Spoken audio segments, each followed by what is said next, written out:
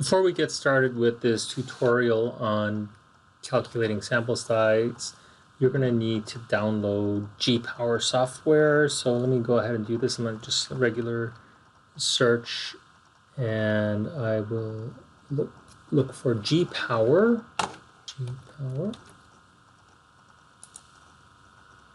And it's a German product from the University of Düsseldorf, so I'll click that, although you'll see that everything's in English here.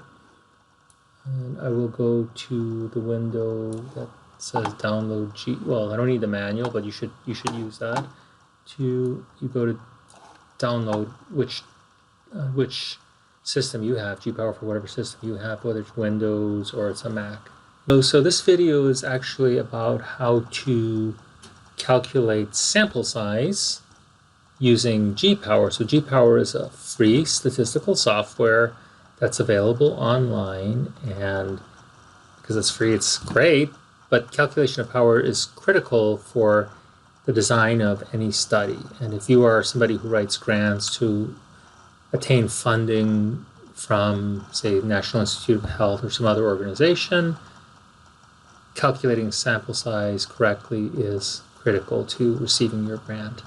So let's start with some definitions here. First, power. So power is the ability to reject a false null hypothesis.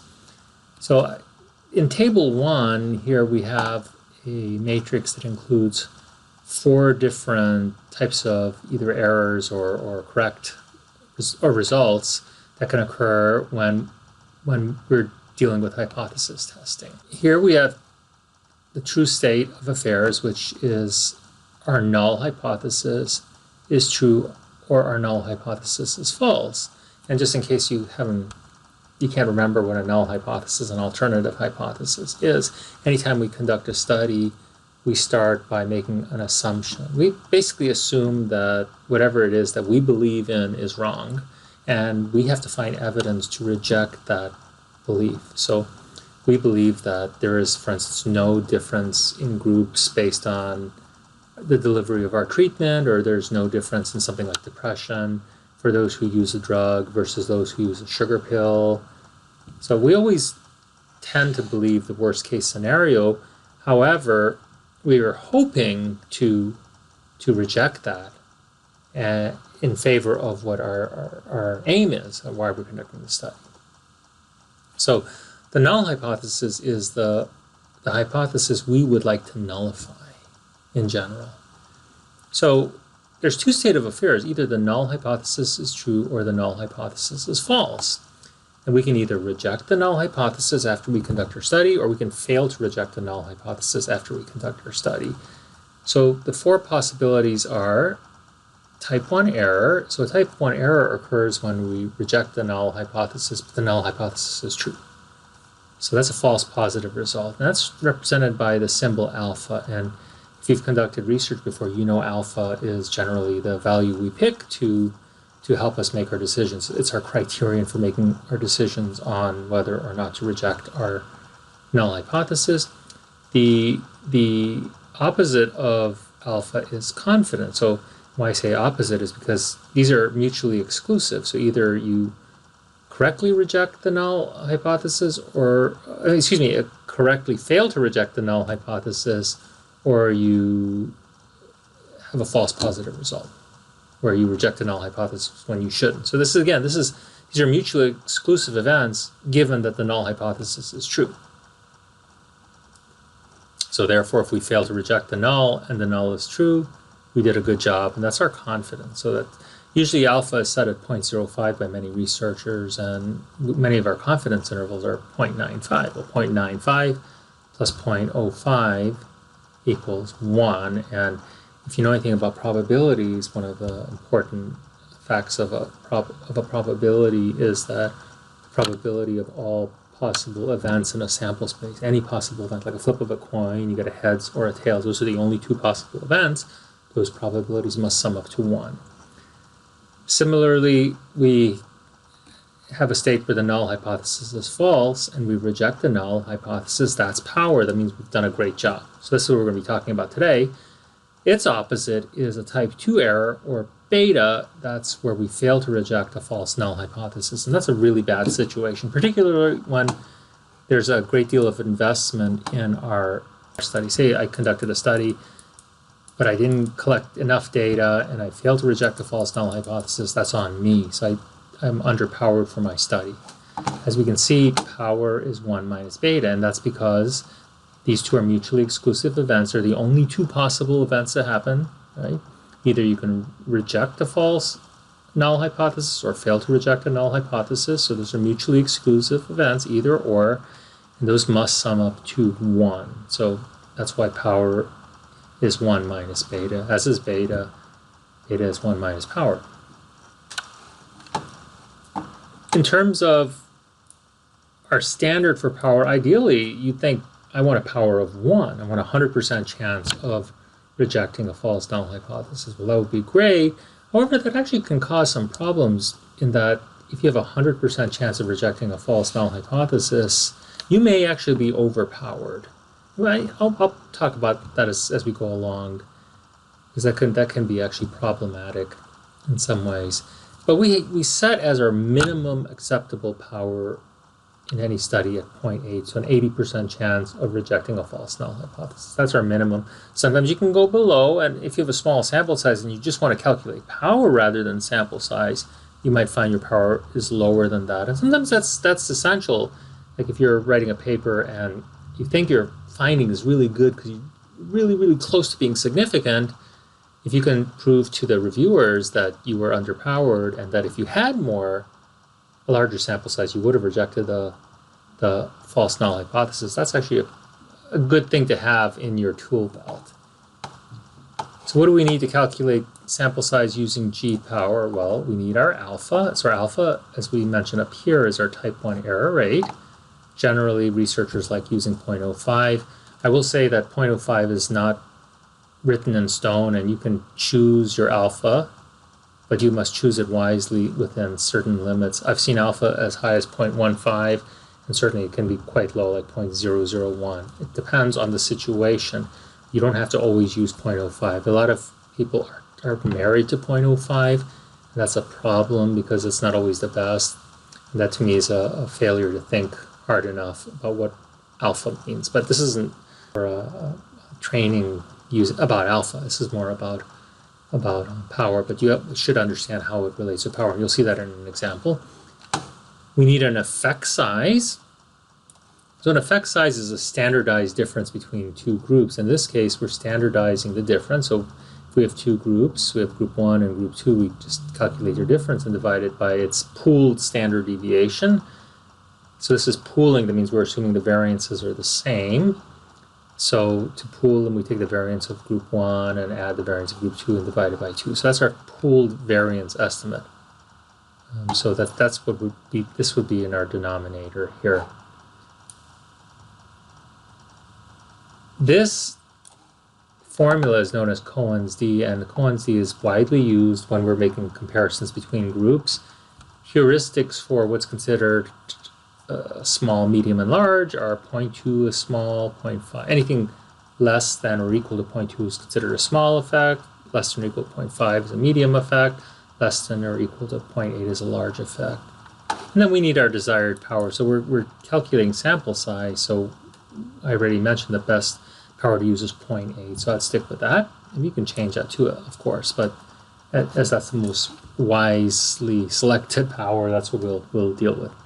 So here's an example. Suppose we were interested in conducting an experimental study to know whether adolescents who eat dinner with their families do better in school than adolescents who don't eat dinner together with their families. So we have two groups.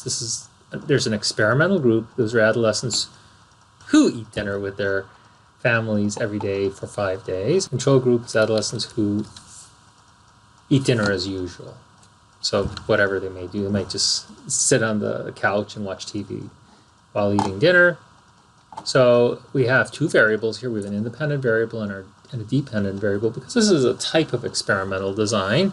The independent variable is a group assignment, and the dependent variable in this case for academic performance is grade point average. Our study design, this is a very weak experimental design, and I'm only using it so I can demonstrate the use of gpower. in this video. So we're only assessing the difference in GPA post-test. Now, normally you probably want to do a pre-test, post-test, and have all kinds of interactions and stuff like that. But for our purpose of this video, we're just doing a very weak experimental design with no pre-test. So we assume for effect size that dinner has a medium effect on eating dinner with families has a medium effect on academic performance. The choice of effect size is critical. Your choice of effect could be just kind of spurious, like I'm saying, I'll just pick a medium one. And with gpower, the default is a medium effect size.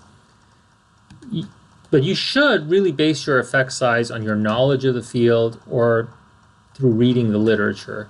When you read the literature, you'll gather ideas from studies, or you may actually get effect sizes based on prior studies, or you could actually use the means, standard deviations of different groups in another study to calculate your effect size, and then you can actually enter that into gpower. That's a wiser way to do it. Or if you have pilot data, which is data that are collected, say that kind of mock this study prior to a mock-up of this study prior to actually calculating it, conducting it to calculate your effect size. So in any case, that's what we're interested in doing. We need an effect size of some sort. The effect size will affect your sample size. It's better to go smaller than larger. Larger means that you're assuming that there's going to be a great effect to this, and unless you have a lot of data that suggests it, that's kind of being kind of arrogant in a sense as a researcher, because you have no idea. It's always better to assume the worst case scenario. However, that there's ramifications for the worst case selection. So for power, we'll always use 0.8 as our basic starter plan, and in this case we'll use alpha of 0.05, and I'll show you what happens when we vary our alpha. Our null hypothesis, this is the hypothesis we'd like to reject, is that the mean for family meals equals the mean for no family meals. And written out, you'll notice that I use Greek letters when I write these out. That's because we're assuming that what we find from the sample is applicable to the population. So we're not talking just about the sample. This is inferential statistics, so that's what we do. The alternative is really what we're interested in. Like, we believe that the mean GPA for family meals will be higher than the mean GPA for meals as usual. However, and that's I note here, you could, in the bottom of this document, I note that's very small there. I note that this is a one-tailed alternative. So we're taking a stance here. Like, I know that family meals should be better, result in a better GPA than the usual eating pattern. Well, it could be, I could have said they're just going to be different. When we take a chance like that, we actually are rewarded better by having more power, and you'll see that too, versus when we don't take a chance like that. All right, so let's go to gpower. So gpower gives us a variety of options for our test. Now, what we're calculating in this case, because there's only two groups, we're comparing the means between two groups, so we will use what's known as a Ttest. So a Ttest is a test that's used when you have two groups and you're comparing their means, and the variable, in this case, GPA, is an interval ratio variable. So that means it's not a discrete variable or a count or some kind of a binary variable or something like that. So we can go ahead and use the Ttest, and we're going to find the specific test. So it falls under the Ttest family, specific test that we want to use here. So the Ttest is used in correlations and many other studies as well. But we're going to compare two means for two independent groups. As you can see from this beautiful menu here, you have a lot of options here. And you also have the non-parametric equivalents. These are tests for situations where your dependent variable is discrete, unlike our dependent variable that's continuous, or as I called it, interval ratio. It's the same thing. Now we're comparing means of two independent groups. In this case, we're assuming that the groups are independent, there's no relation between them, it's not twins or something like that. We're doing an a priori test, so we're going to compute the required sample size given our alpha level, our probability of type 1 error, our power, probability of rejecting a false null hypothesis, and our effect size. We have options of 1 or 2 tails, so this is a 1 tail because we chose the direction of the alternative hypothesis. Our alpha in this case is 0.05. Our power is set at 0.95. That's too big, so I'm going to go to 0.80, which is what I mentioned. This allocation ratio is the ratio of sample sizes. So the n for group 2 to 1 is 1, so that means that they're basically the same sample size. So in terms of the effect size is automatically set at medium here with Cohen's d, but I could have chosen a different effect size. So let's just run it this way first and look at the results. I hit calculate, and I get the group size for each group with a medium effect size, alpha of 0.05, and power of 0.8. We have 51 individuals per group. Our actual power is 0.805, so something like 0.81 basically. However, you can see we need 102 individuals. So that's a sizable amount of individuals for a study like this. You can imagine how much it would cost you to recruit that many individuals and to make sure everybody follows through all 5 days. So it's a little bit of work. So if I could do better with fewer people, I would want to do that because it would be cheaper for me. So one thing I could do is I could keep my effect size at 0.5 but change my alpha. So let's make it 0.10. I mean, there's going to be no harm from my study. Nothing could go wrong if I have a false positive result or make a type 1 error. So let's go ahead and see what happens here. Well, look at this. My groups went down to 37 each, total of 74. That's better, right? But so I changed my alpha. So whatever my alpha is will determine what my sample size is. If I set my alpha to something smaller than 0.05, like 0.01, my sample size goes to 82 each, so it's 164. So we were at 51 each before with an alpha of 0.05. So our alpha has an impact on our sample size calculation. So I'm going to go back to 0.05. Let's look what happens if we change our effect size. So we're taking a medium effect. What if we suggested a small effect? Like we don't really know. So we'll assume a small effect size. It's always better to, like I said, to err on a smaller size when you're applying for grants. But you have to be careful here because in this situation we're going to inflate the needed sample size. So we need 310 individuals per group. So if I'm assuming a small sample size, I need a larger study. So, oh boy, what would I do then? Well, if I was the wise researcher, I'd say, well, let's alter my my alpha to maybe 0.10 and see what happens. See, it gets a little better again.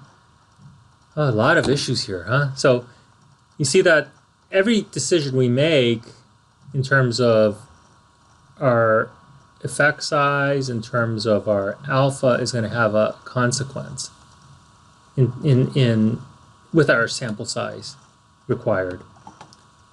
Now let's do one more thing I didn't discuss yet, was what would happen if we did a 2 versus a 1 tail test. So let's go back to the effect size of being 0.5 medium, alpha 0.05. This is where we started. But let's, instead of a 1, well, let's calculate this again just to remember the values. There was 51 per group, okay. But let's go to a 2-tail test and see what happens there. A 2-tail test is less powerful because we split our uncertainty. We're not really sure if the difference is going to be positive or negative, so we're punished for that by having a required larger sample size. So what does all this mean? It means like you need to think a lot before you prepare your study. Now, when I work with clients, I go through all this with my clients, and I like to present them a nice little report that they can use. So I could send them this picture. It's kind of neat, but it doesn't really say much for me. By the way, this is a nice graphic of what a 2-tail test looks like.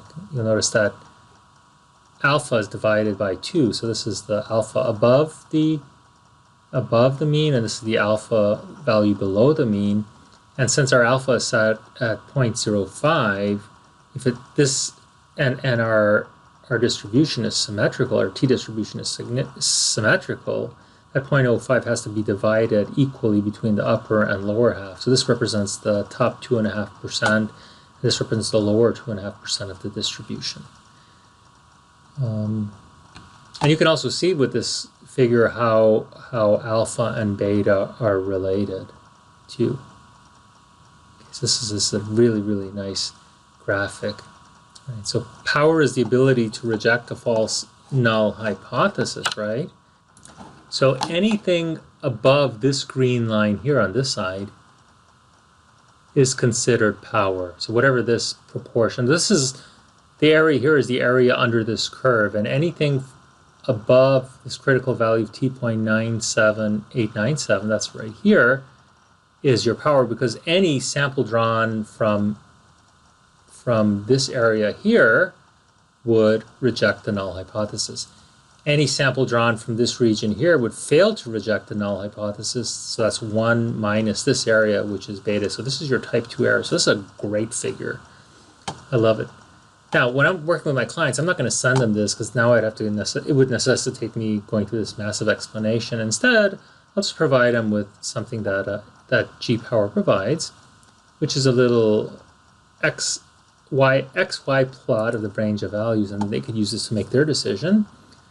So we have the same kind of parameters as we had before. So we're going to look at power from, say, being a small. Let's go down to 0.5. Small is 0.5 through 0.95 in increments of 0.01 with markers. Let's see. And what would be the sample size required for this power? So the y-axis is sample size. Here it says I'll plot on y-axis the sample size. Let's see, we need our effect size, which is median 0.5, and our alpha error probability, or probability of a type 1 error. Let's draw the plot. So I like presenting this plot to my clients so they can make their decision for themselves. So I say, well, if you had a sample size of 80 total, 40 per group, your power would only be 0.6. So that's not good enough. So we want at least 0.8. So our sample size, total sample size, is going to be somewhere around 130 or something like that. Right, so this gives us an idea, gives your clients an idea of what happens what the relation is between sample size and power, so they can make the best possible decision for themselves. So that's it, and I hope you gathered as much information as you could from this presentation, and if you have any questions, please feel free to email me. Thank you very much, and I look forward to providing you with other such presentations in the future. All right, bye.